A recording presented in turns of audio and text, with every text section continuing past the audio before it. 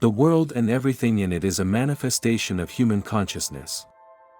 That means that our consciousness did not originate within the material world one day.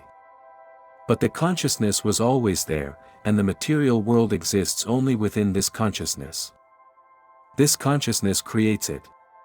You are consciousness, which makes the experience of being a human being.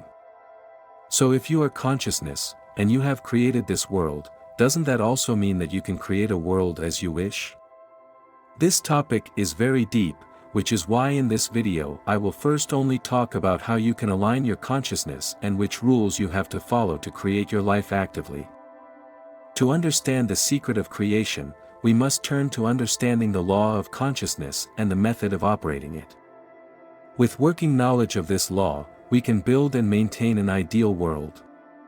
Consciousness is the one and only reality, and it can be divided into two parts, the conscious and the subconscious. The conscious is personal and selective, while the subconscious is impersonal and non-selective. The conscious generates ideas and impresses them on the subconscious, which in turn gives form and expression to them. This is the sequence through which all things evolve out of consciousness. Imagine your subconscious is an empty field, your thoughts are the seeds, your feelings are the rain, and the sun is the regularity it needs to grow. In order for the seed to become what it was intended to be, all of these conditions must be met. The field, subconsciousness, doesn't care what seeds you plant in it, it only serves as an area to bring forth what is planted. A thought is first so, like a seed, which you plant on this field. This does not mean that every thought, seed, will bear fruit, manifest. A seed takes time and must be nurtured to grow into what it is meant to be. You could say an idea, seed, that doesn't get regular water, feelings, will dry out quickly.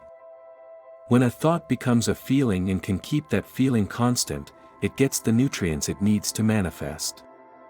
Because that feeling will want to express itself, which will lead to your actions, which will bring you closer to your original goal. In turn, this also means that you can look at your current situation. All the fruits that you currently have in your life, all the circumstances, are former seeds that you have sown. These can be positive or negative. Perhaps over the years you have repeatedly provided the seeds with water and sun, which only harm you, and now they have grown into large trees with firm roots in your field, subconscious.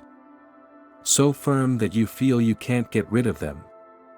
The question you need to ask yourself is, what seeds do you want to plant for the future, and how do you get rid of all the weeds in your current field?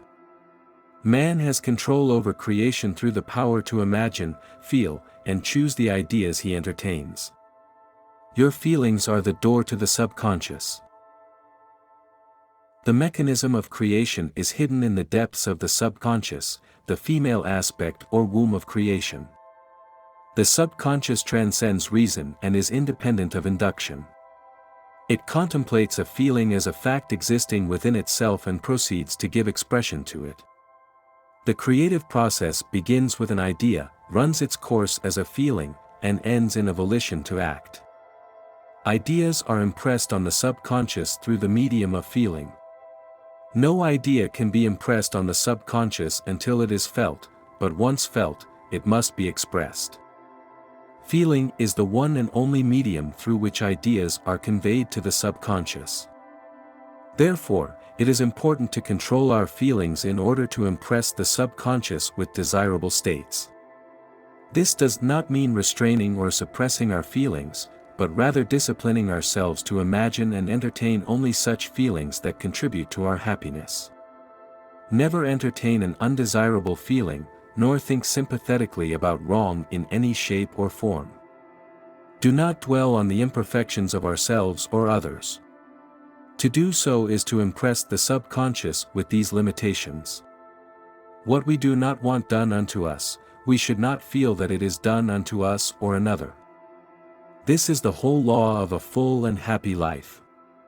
Every feeling makes a subconscious impression and, unless it is counteracted by a more powerful feeling of an opposite nature, it must be expressed. The dominant of two feelings is the one expressed. To be realized, the wish must be felt as a state that is rather than a state that is not. In other words, you must firmly believe in your imagination that you are already what you wish to become, so that it feels almost as real to you as if it had already happened.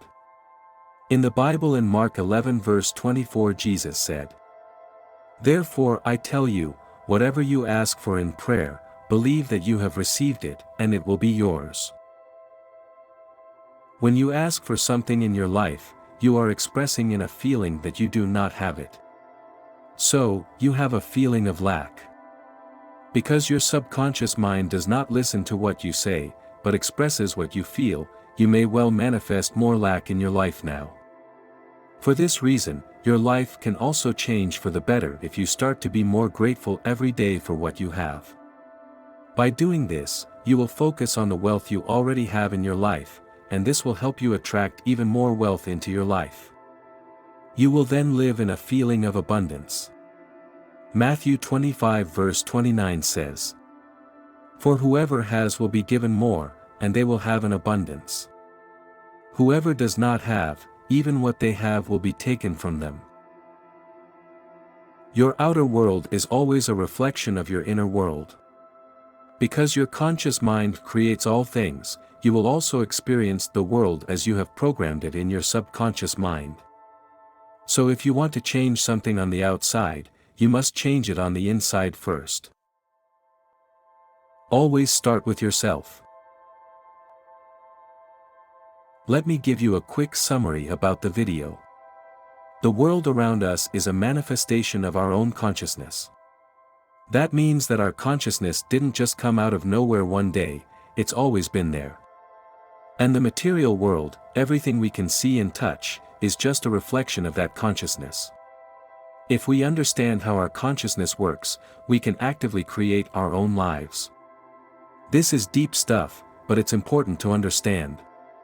It's all about understanding the law of consciousness and how our thoughts, feelings, and ideas can influence our subconscious to manifest in the material world. And it's important to remember that what's happening outside of us is a reflection of what's happening inside of us. So, if we want to change something in our lives, we have to start by changing ourselves. And be always grateful for what you have, it will help you to manifest more abundance in your life. I hope I could give you some impulses that will help you to live a happier life. If you want more videos on this kind of topic, drop it in the comments and subscribe to my channel, Mystical University. Thanks for watching.